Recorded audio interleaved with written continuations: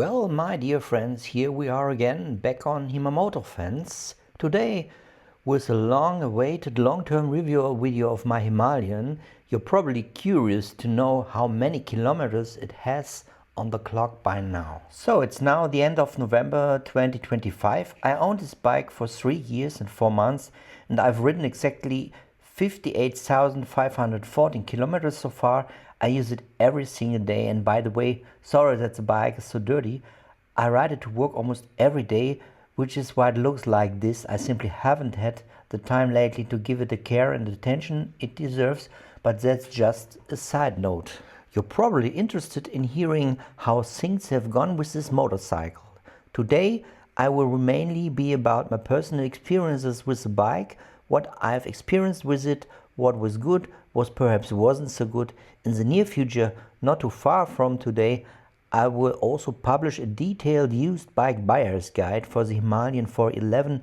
I'm still organizing exactly what I want to include in that. My goal is to give you an overview, and that may be useful if you're planning to buy a Himalayan 411. One of the most frequently discussed questions is whether it's still worth buying a 411 or whether you should go straight for the 450 instead. We'll probably come back to that question towards the end of the video. But first, as you may be used to from me, I would like to offer a somewhat philosophical perspective on the whole adventure bike topic. The Himalayan, as you all know, is a motorcycle with relatively little power. Looking only on the specifications on paper, it's probably not a bike that many people would initially consider. However, that attitude tends to change very quickly once you get actually in contact with the motorcycle and take it for a test ride. Maybe many of you, or many people who already ride a 411, first became interested in the bike through people like Itchy Boots, who use it during the first season of her travels. That creates a certain connection to the motorcycle, and eventually you find yourself thinking, maybe I should take a closer look at this bike, even though it's relatively inexpensive and doesn't have much power. But that's the incredible thing about this motorcycle. Once you ride it, you somehow form a connection with it, and that has absolutely nothing to do with whether you can impress people at the bikers meetup with its specifications. This bike is really for people who don't particularly care what others think, who don't need 100 or 150 horsepower, who don't want or need to show off with flashy machines, who may be a bit past that stage of life, or who simply want a reliable motorcycle that conveys certain kinds of emotion. That's what drew me into it. This machine evokes genuine emotions, and that's difficult to put into words. You simply have to experience it for yourself. Many of you who are looking for an adventure bike and thinking, I would love to do some off-road touring or even a long-distance journey around the world trip, often immediately look for middleweight adventure bikes or very large or heavy motorcycles. What many people forget is that beyond all the marketing, most ordinary riders simply can't handle those large and heavy motorcycles properly.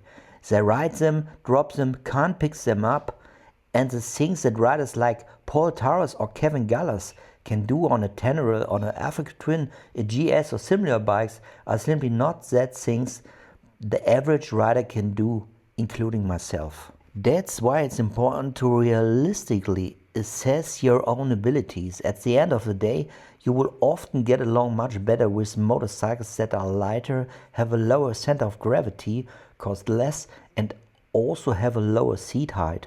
You will handle difficult situations much more comfortably and confidentially that you would on a Tenere, an Africa Twin, a GS or some other large machines.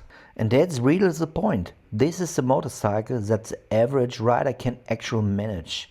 That's a part of its fascination, and you don't have to spend a lot of money to get it. Before I get into the specific experiences, I should mention that I've primarily used this motorcycle as an everyday vehicle. For me, motorcycling isn't just a hobby, it's also transportation.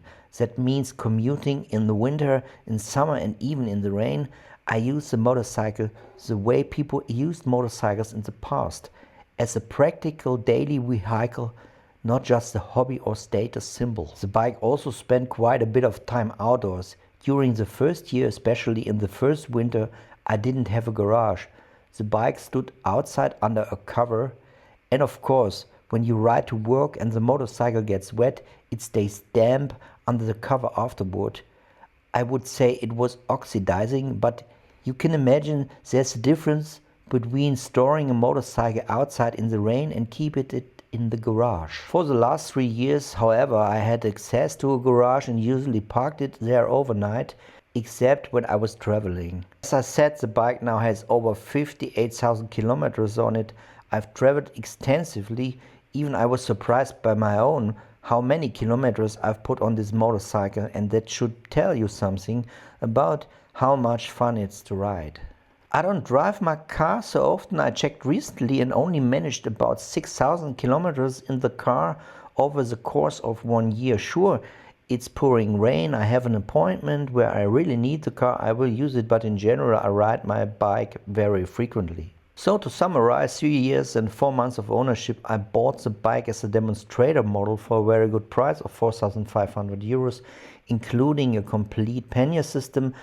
That's not much money, and it leaves you with a plenty of cash for traveling, buying accessories and customizing the bike to suit your own needs. And as you can see, I've certainly done plenty of that. Anyone who knows me knows that my focus is very much on off-road riding and adventure travel. I used the ride mostly on the road, but over the time I moved away from that and now try to focus on adventure trips as much as possible while I still can. As I said, this kind of travel is physical and mentally demanding, and you can't do it forever. That's why I always tell people, if it's something you want to do it now, not when it's too late. Basically every year I've ridden parts of the Trans-Euro Trail TET in the Netherlands. For those who don't know, the TET is a network of off-road routes across Europe. There are roughly 50,000 kilometers of legal off-road trails throughout Europe. It's an amazing project put together by volunteers who mapped routes in almost every European country. You can follow these tracks using dedicated off-road navigation systems. I've been doing this for several years now, and one thing is guaranteed: adventure and fun. My trips on the Dutch Trans-Euro Trail were usually 3-day camping trips with all of my gear. Since I live in North Rhine-Westphalia, I'm relatively close to the Netherlands. Netherlands are relatively close to me, and it's a very nice piece of land to practice sand riding, and it's also not very demanding to ride there because it's easy to ride. Also for beginners, infrastructure is great, and also the tracks are great, and I only need 70 to 100 kilometers to get there. I don't really enjoy day trips, so it's better for me to spend more than 2 days on the Trans-Euro Trail. I also like to traveling with a tent, and these tours were usually around 1,000 kilometers. Around Easter this year I will heading back to the TET Netherlands, so it's the opening of the riding season. Then came the first major highlight in 2023. I participated in the Bosnia Rally. I first rode there on the motorcycle itself via the Trans-Euro Trail through Slovenia, Croatia and Bosnia, and then competed in the rally. It was truly an incredible experience. It's a very demanding event and honestly not something I would recommend for beginners. By the end of the trip I had covered around 5,500 kilometers. Anyone is familiar with Bosnia and the Balkans know that the terrain there is extremely tough. It was a real torture test for the Himalayan, and it passed with flying colors. Absolutely fantastic. I had an amazing time, and at the end it inspired me to return to Bosnia again this year, which I will talk about in a moment. The highlight was the Trans-Euro Trail France. France is an incredible country with more than 5,000 kilometers of off-road routes mapped as part of the TET. The terrain is extremely diverse.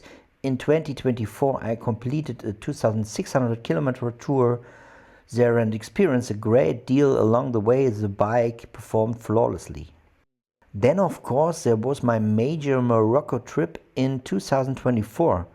Back in 2009 I had already traveled to the Tunisian Sahara. Unfortunately I became very sick during the trip and I couldn't really explore the desert properly. At the time I was riding an MZ Bagheera with a 21-inch front wheel and an 18-inch rear wheel. Nevertheless, the memories of that journey remained with me, and ever since that I had been thinking Morocco, North Africa, that's an amazing place. I need to go back someday. That's exactly what I did in 2024. Feel free to check out my travel documentaries. They show what I experienced during these trips, and Morocco was truly one of the absolute highlights. The tour ended up being 8,700 kilometers long. Just getting to the desert took me about 4,000 kilometers. I'm not the kind of person who loads a bike into a trailer, drives down to Spain and then take it to a ferry. I prefer riding the entire distance. I want the complete experience, and naturally that ends up with a lot of kilometers. I rode through sandy deserts and stone deserts. Yeah, check out the videos. They were fascinating, although also extremely demanding. Then in this year I rode the Trans-Euro Trail Germany. That trip was around 1,600 kilometers from Germany the way to Poland. I even rode a small section of the Polish Trans-Euro Trail. It was an interesting tour, but although in my opinion it's maybe a trek for beginners, not very challenging compared to the Balkans or France. That was only a small trip, but later in the year I embarked on another major Balkan tour. I wasn't that long ago actually. Altogether I covered about 6,700 kilometers. I traveled through nearly all of the Balkan countries and spent most of the journey riding off-road. It also included again the Bosnia Rally in 2025, which I have documented extensively in my videos. In fact, I have a 21-part documentary series covering the entire trip through Slovenia, Croatia, Bosnia, Kosovo, Macedonia and all of the way to northern Greece before returning. It was an incredible trip. My final trip of the year 2025 took me to the Pyrenees. The video series is already published. The Pyrenees trip followed the ACT, called Adventure Country Track Routes, which is essentially a competitor to the Trans-Euro Trail.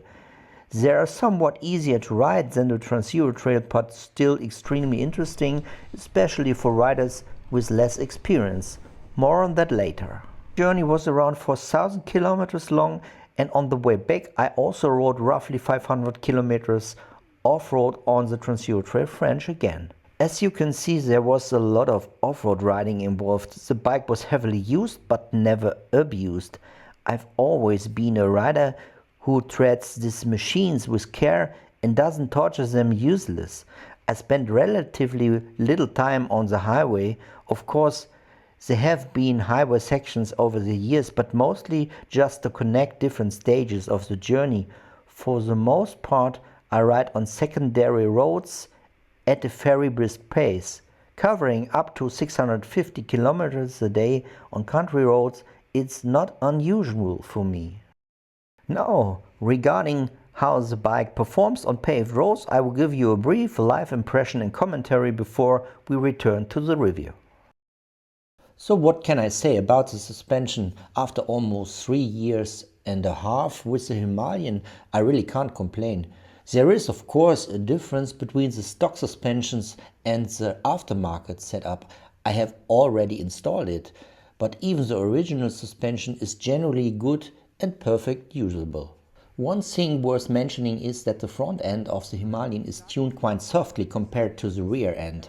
But that's not a secret. It's common with many motorcycles when they sold new. The original rear shock is a little less sensitive in its response, but it's still entirely serviceable. The preload is adjustable and it can handle heavy loads without any problems. The Enfield designed this shock absorber to accommodate heavier riders as well, especially for road riding, it's absolutely fine. However, there's definitely a noticeable difference if you install an aftermarket shock. I can highly recommend the YSS shock absorber, especially if you're planning to ride off-road or ride more aggressively on the road. If you're lucky, you can find one for around 400 or 450 euros. It's a road legal adjustable in height and allows you to raise the rear of the motorcycle about 1 centimeter. In addition to preload adjustment, it also offers adjustable remount dampening. I can tell you from my experience that it makes a huge difference in terms of traction and overall ride feeling. You will definitely notice an improvement and won't regret installing one. I've been running an Öhlins shock absorber for quite a while now. Naturally, the Öhlins is another step up and includes a convenient adjustment knob. However, you will have to decide for yourself whether spending that much money is worth it. I managed to buy one from an Italian web shop at a discount for around 800 euros. The normal retail price is over 1000 euros. But as everyone knows, Öhlins is premium, top-tier equipment, and it comes with a premium price tag. Apart from that, the bike is extremely agile, yet forgiving.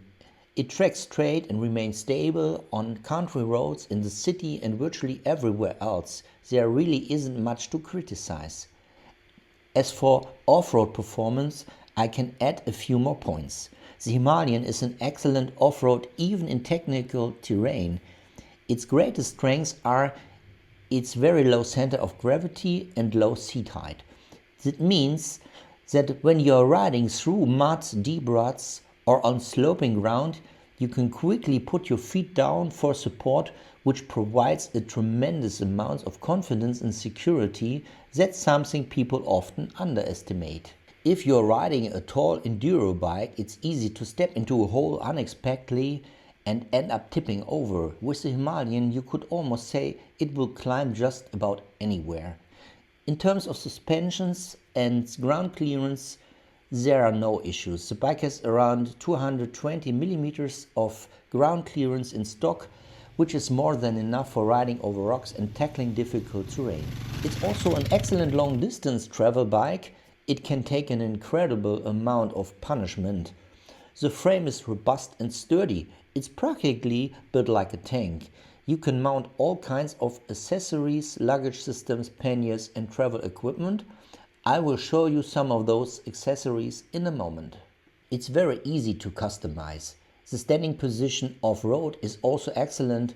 One thing to note is that the bike is relatively wide around the tank and engine area, so you will feel it against your lower legs. It isn't not slim like an enduro bike in a traditional sense.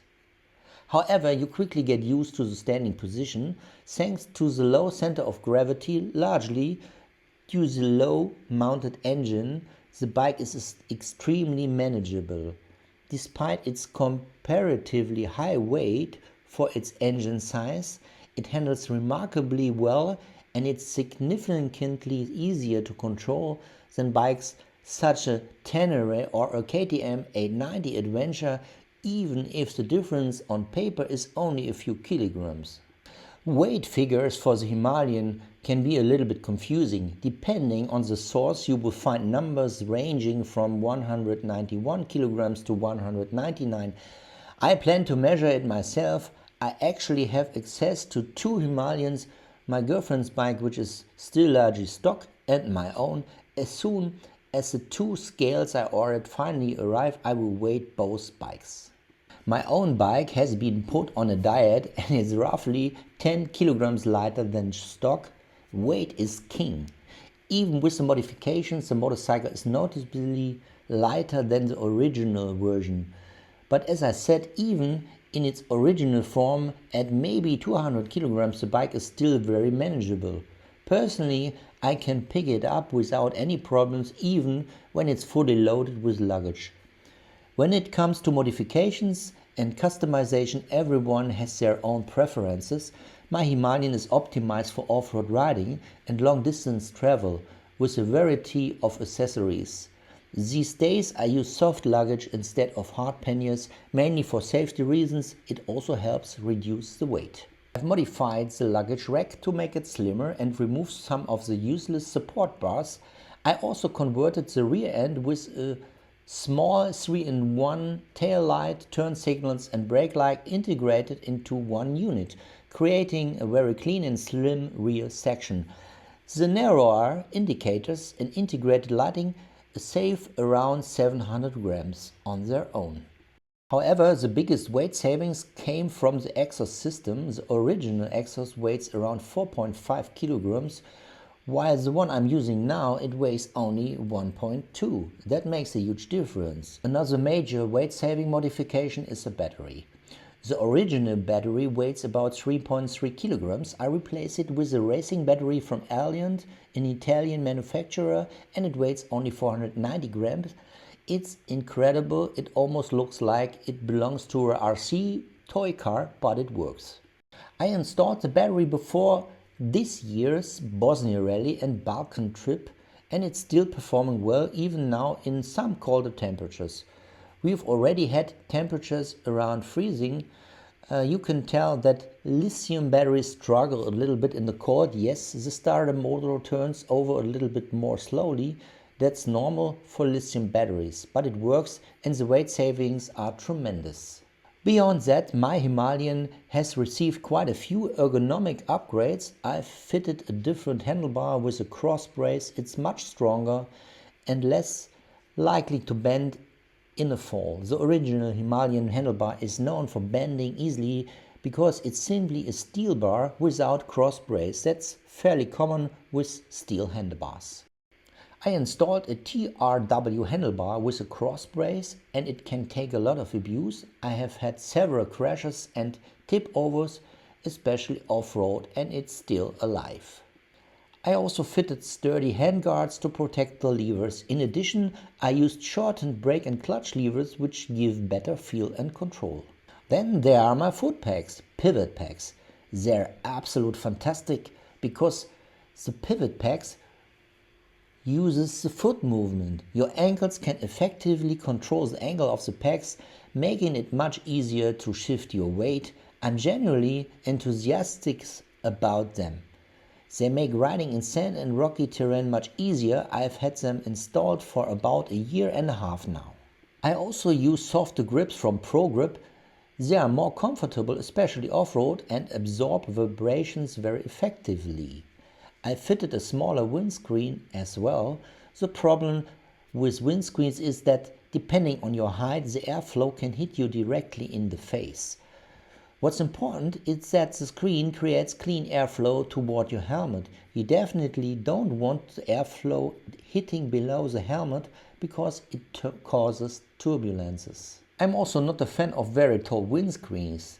They have disadvantages off-road, especially when standing on the bike, and they can pose a safety risk if you crash forward and hit them. Personally, I don't think they look very good either. I'm completely satisfied with the smaller screen from Hitchcock's. I've had it installed almost since the day I bought the bike. I also removed the triple navigation unit. The Himalayan comes with a small turn-by-turn navigation device, but honestly it's more a gimmick. In practice you really want a full map display. I removed it and used the place to mount a screen for my drone. The way I can always see what the drone is doing. I also use a very sturdy phone mount. I have always used my iPhone for navigation. For road navigation I use Apple Maps because it's reliable and easy to read. For off-road navigation I've been using MapOut for iOS for several years now. It's an incredible, reliable off-road navigation solution, and for that you need a really solid phone mount. The mount I use is from Kiewig. It's extremely well damped against vibrations and features wireless charging.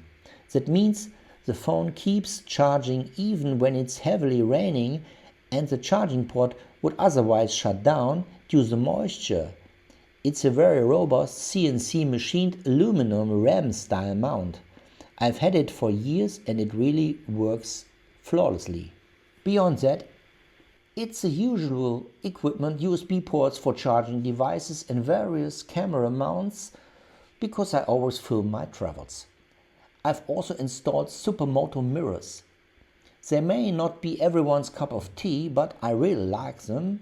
They look cool, save a bit of weight, and most importantly, they don't break when you crash. Traditional mirrors often get damaged or knocked out of position in a fall.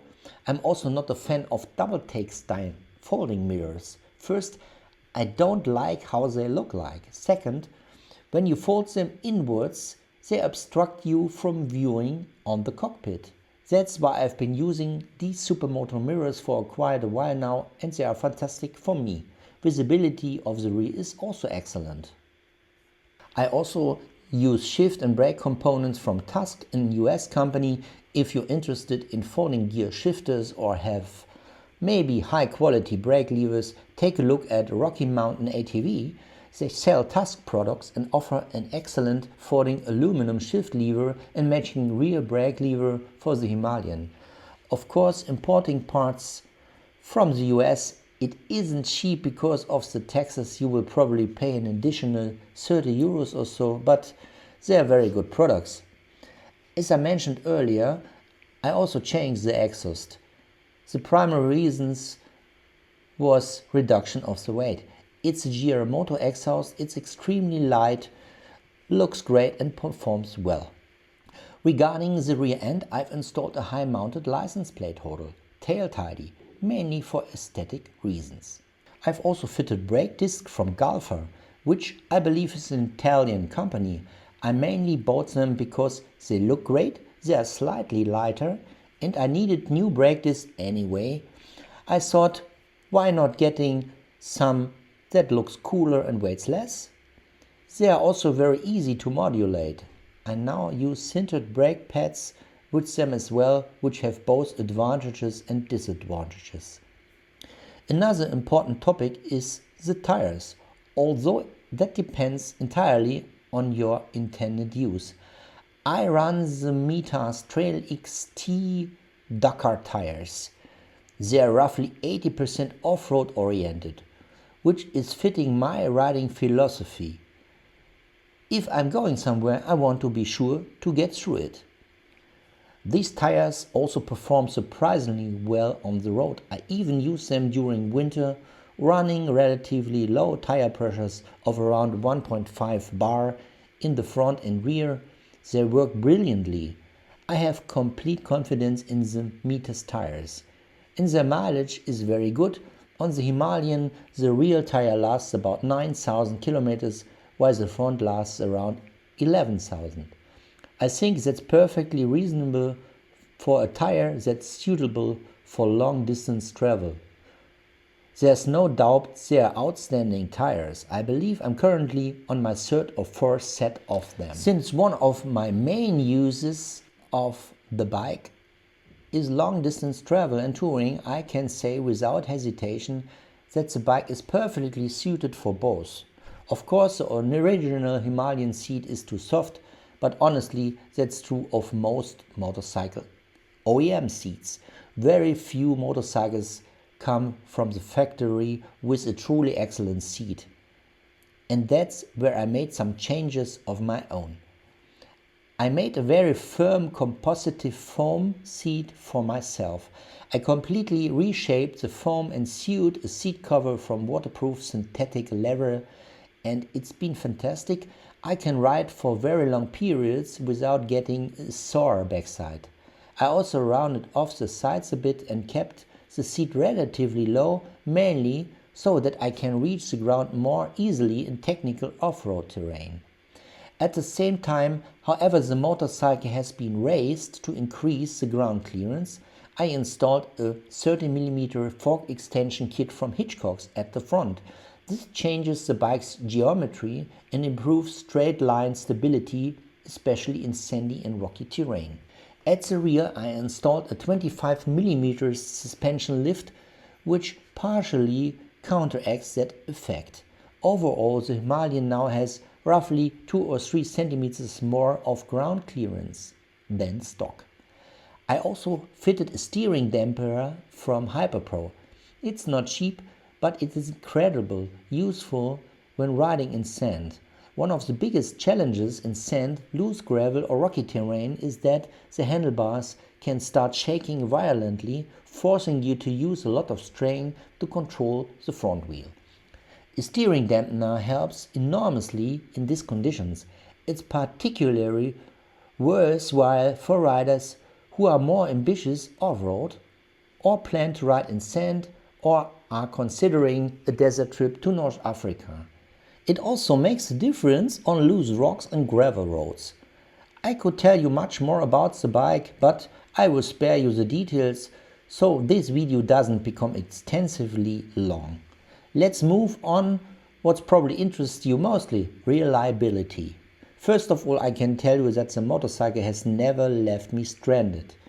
I've always been able to continue my journey, I've never had serious problems, and overall it has been absolutely reliable. At no point did I ever feel that I was riding a bike that might let me down. And that's the most important thing when you are on a long distance journey. I usually travel alone. And if you are out in the desert or high in the mountains where there's nobody around, the last thing you want is a motorcycle you don't trust. The Himalayan inspires confidence. The engine is truly, despite its modest power output, its long-stroke single-cylinder engine with over 400 cc displacement, it delivers excellent torque from very low revs, and that makes off-road riding incredibly relaxed. You don't need peak horsepower off-road. What you need is an engine with smooth throttle response, a strong and predictable torque curve, and one that doesn't stall easily. You need an engine that tractors its way through the rocks, mud, and difficult terrain, and that's exactly what the Himalayan engine does. It's absolutely reliable. It's durable, handles heat extremely well, it's thermally very healthy, mechanically robust, and simply doesn't cause any problems. Of course, that doesn't mean individual engines can't occasionally have minor issues, but we'll talk more about this later in my used bike buying guide. There are a few things buyers should keep an eye on, but I can already say the engine has no major weak points. It's perfectly suitable for long distance travel and is exceptionally reliable. Which brings us to the next questions: what has actually broken on the bike? After about 7,500 kilometers, I developed a rattling cam chain tensioner. However, first I said, okay, maybe it's a production problem of this item, but the cam chain tensioner sits on the cylinder head and keeps the timing chain properly tensioned. The problem with the tensioners is when they become noisy and start rattling is usually caused by people rotating the engine in the wrong direction during valve adjustments. The tensioner uses a ratcheting mechanism with teeth. If you turn the engine in the wrong direction while manually rotating it for valve adjustments, pressure is applied to those teeth. Over time, that wears them down. Eventually, the tensioner can no longer maintain proper chain tension. When that happens, the engine becomes very noisy and starts rattling loudly. That's exactly what happened to me. At the time, I didn't know what caused it.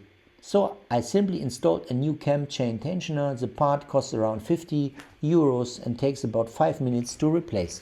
Problem solved.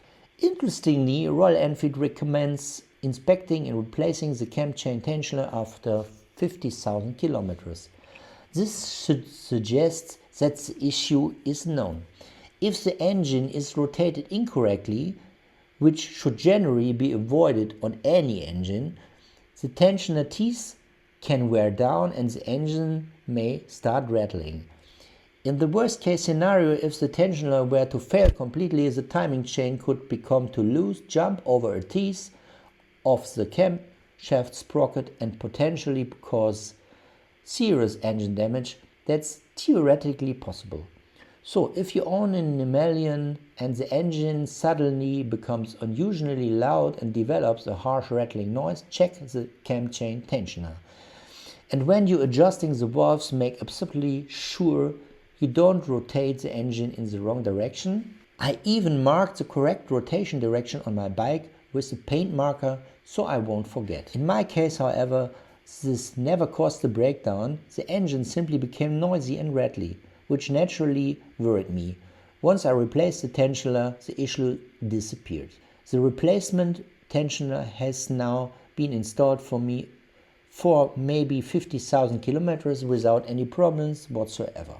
Another issue I had was a cracked fork bracket above the front wheel. However, that was most likely my own fault because I had probably installed the front wheel under tension.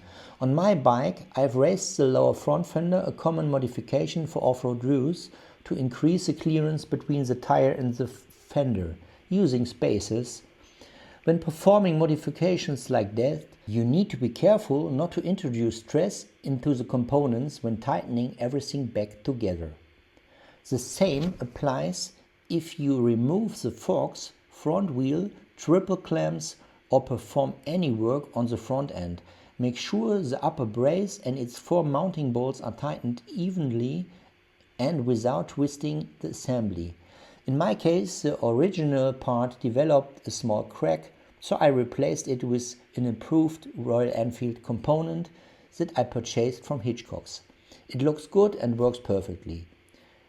It's worth noting that even if the brace cracks, it doesn't perform a critical structural function. Its purpose is simply to stiffen the fork assembly. Many motorcycles don't even have such a bracket.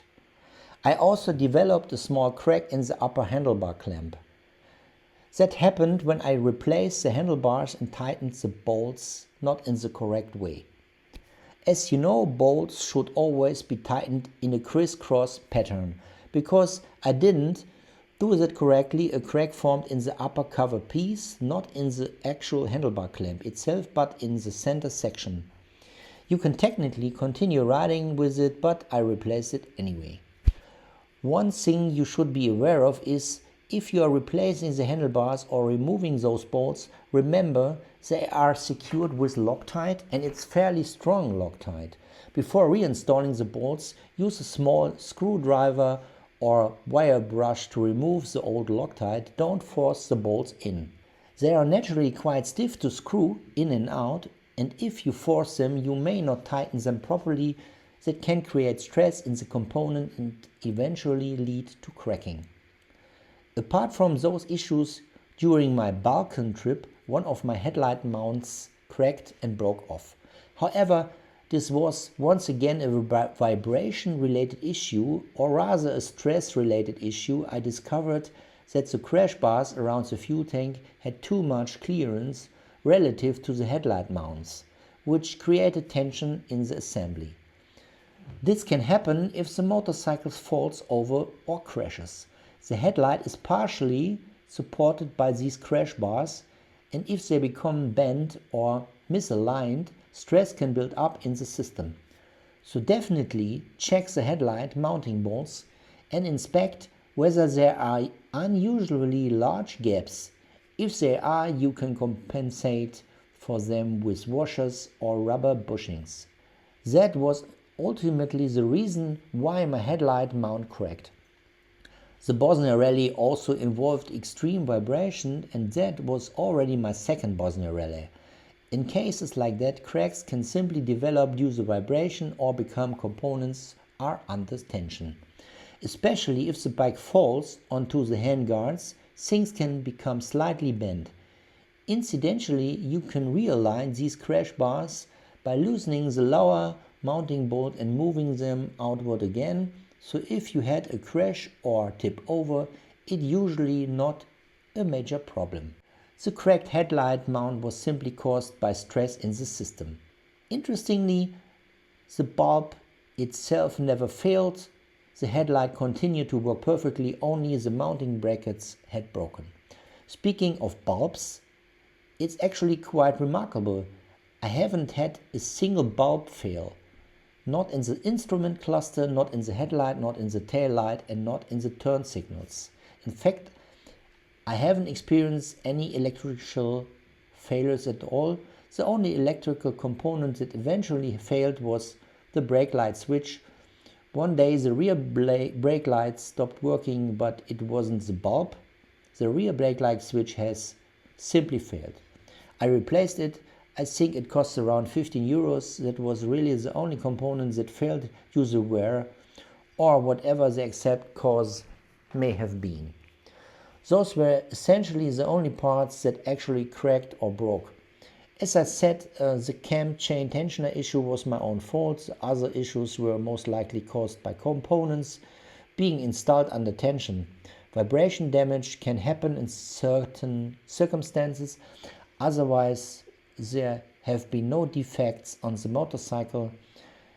There was only one thing that annoyed me somewhat: the throttle body.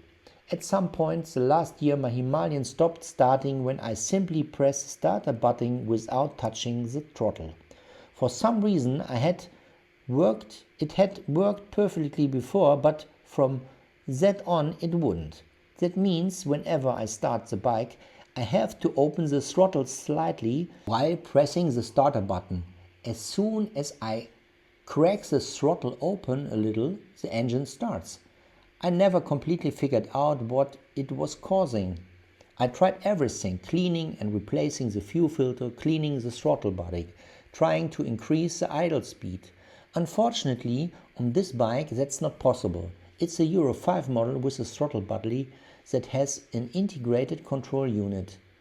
The throttle position sensor is also non-adjustable. The throttle body is only available in a complete assembly. If something inside fails, you have to replace the entire unit, which costs around 400 euros. So that's really the only issue that's bothered me. Starting the motorcycle now always requires opening the throttle slightly. Furthermore, when the engine is cold, it's no longer a problem. It holds the idle speed. Once the engine is warm, it idles perfectly fine. But when it's cold in the morning, I often have to keep the throttle slightly open while waiting at traffic lights. I've gotten used to this, but in somewhat it's annoying. I suspect the issue can be solved by replacing the throttle body assembly. In fact, I recently bought a replacement throttle from Hitchcock's at a good price. Euro 5 throttle bodies aren't easy to find, especially at a reasonable cost. I think I paid around £300 British pounds for it. That's a good deal, and I will be installing it soon. Hopefully that will solve the minor problem. Overall, the motorcycle has always worked. There are never been a breakdown. Of course, there are occasionally little quirks, and some of you may also have experience. For example, the rear swing arm sometimes starts squeaking intermittently. Then the noise disappears again after a while. It's probably caused by water getting into the bearings over time and washing some of the grease away. Once the grease is gone, components can begin to squeak. You should always be careful with pressure washers. Never aim a high pressure jet directly into the bearings. That applies to wheel bearings, steering, head bearings, any other bearing surfaces. If you blast them with a pressure washer, you will eventually damage them. At the moment, my swing arm isn't squeaking at all. Last year it squeaked slightly for a few days and then it disappeared. I will probably inspect the swing arm bearings soon to see what conditions they are in, but occasionally squeaking can happen. Another well-known Himalayan quirk is instrument cluster fogging. My bike does it also. The cause is inadequate ventilation inside the instrument cluster. When it's raining or humidity is very high, the gauge cluster can fog up slightly from inside. It's not really a problem because the condensation disappears quickly as temperatures rise and humidity drops. The instrument cluster itself works perfectly fine. I never had a single failure. What some owners do is to remove the cluster and take off the small stickers covering the ventilation holes in the back. Others, including myself, simply poke tiny holes through the stickers with a paper clip to improve airflow. The stickers are basically paper. Anyway, rain can't really get inside because the cluster is protected behind the windscreen. Some owners also place small silica gel package inside the housing, the kind of you often find in electronics packaging to absorb moisture. Personally, it doesn't bother me much. I simply added the tiny ventilation holes. The fogging never causes any failures. It looks slightly not so nice when the cluster fogs up a little bit around the edges and then it disappears again. One thing I almost forgot to mention when talking about bearings, I replaced one front wheel bearing, but not because it's failed. I replaced it preventive, for maintenance. I've changed tires and wheels countless times, and before the last Bosnia rally, I noticed that one wheel bearing felt slightly stiffer when rotating, so I replaced it proactively. If you ride extensively in mud, rivers, heavy rain, or use a pressure washer, or do things like I did in Bosnia, where I rode through a water crossing, it's entirely possible for grease to be washed out of the bearings over time. In that case, replacing them eventually makes sense, but apart from then, that all the other bearings have been fine. The rear wheel bearings are still perfect, even the steering head bearing, it's still the original one. One thing that can be an issue on new Himalayans is that the steering head bearings are often adjusted too tightly. Over time, this causes premature wear at the bearings bed in. So if you're buying a used Himalayan, check that the steering head bearing isn't adjusted too tight. If in doubt, it's better to run it slightly looser. As I said, I'm still on the original steering head bearing and it's working perfectly, but it's definitely one of the components you will eventually replace at some point. So, unfortunately, I can't really provide any dramatic failure stories. The motorcycle has been absolutely reliable and will likely continue to be reliable for a long time. That said, because I ride so many kilometers, I've decided to tackle a new project. This winter, even though it's not necessary, I'm going to completely rebuild and inspect the engine. I will tear down completely the engine, measuring everything and check all the components for wear. I will document the entire process so I can show you exactly how much wear has occurred after this mileage. I'm genuinely curious to see the results. While I'm at it, I'm also planning a big bore conversion. I will be installing a Hitchcock's 462cc big bore kit together with performance camshaft from Kent. If you're going to do it, you might as well do it properly, so it will be Hitchcock's 462cc big bore kit, upgraded camshaft. I'm excited to see how it performs and I will show you the whole process.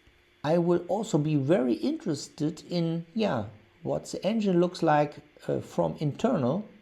We will see after the time. By the way, I haven't even mentioned the clutch yet. I'm still using the original clutch. The bike now has more than 58,000 kilometers on it, which says a lot about the Himalayan as an off-road machine. Anyone who has watched my videos know it. I ride under strong and harsh conditions. I put this motorcycle on a hard way from time to time. Yet it's still on the original clutch. The engine long stroke design produces so much low-end torque that you barely need to use the clutch. You simply let it out and bike tractors its way up the hill. Because of that, clutch wear is very low. You don't need to rev the engine aggressively. Compare that to motorcycles like the Honda CRF 300 or KTM 390. Those are short stroke engines that that needs higher RPMs, which naturally leads to more wear. At last year's Bosnia Rally, and again this year, there were riders on KTMs, Covers, motorcycles and other higher revving machines who burned out their clutches on the very first day. That's not something that normally happens with a Himalayan. You would really have to abuse it badly to destroy the clutch. The durability is outstanding, and that's one of the reasons you get an incredible amount of enjoyment for the money. Spare parts are cheap, accessories are cheap, everything is readily available. You don't go broke owning one. Instead, you can spend your money on travels, adventures and seeing other countries rather than spending 12,000, 15,000, 20,000 or more on a heavily equipped adventure bike and expensive riding gear just to ride through the Pyrenees. You don't need any of that with this machine. It simply works, and that brings us naturally to the new Himalayan. Anyone who has followed my videos from the beginning, and this is now my third long-term review, may notice something interesting. My opinion hasn't really changed, and that's remarkable. Even after the release of the new Himalayan 450, I still don't feel any real need to upgrade. The 450 is undoubtedly a fantastic motorcycle. In fact, I finally got the chance to ride one recently for the first time. I will be releasing a short video about the test ride soon. You will get to see my immediate impressions of the 450. It's an excellent motorcycle, no question about it. But here is the thing that's hard to explain. The 411 creates an emotional connection. There is simply no reason for me to stop riding it. Setting money aside completely, even if I didn't own a motorcycle right now, I might be the new 450. But once you have owned a 411, it's different. It still has many advantages. The engine is wonderful, its character is wonderful, it's affordable, it's easy to maintain, it has a mechanical valve train that everyone can adjust. What more could you want? It will take you anywhere. Of course, the new 450 has advantages. Better on the highway, higher cruising speeds, much more lively engine, but somehow it lacks a bit of emotional connection with the rider. People who own a Himalayan may understand what I mean.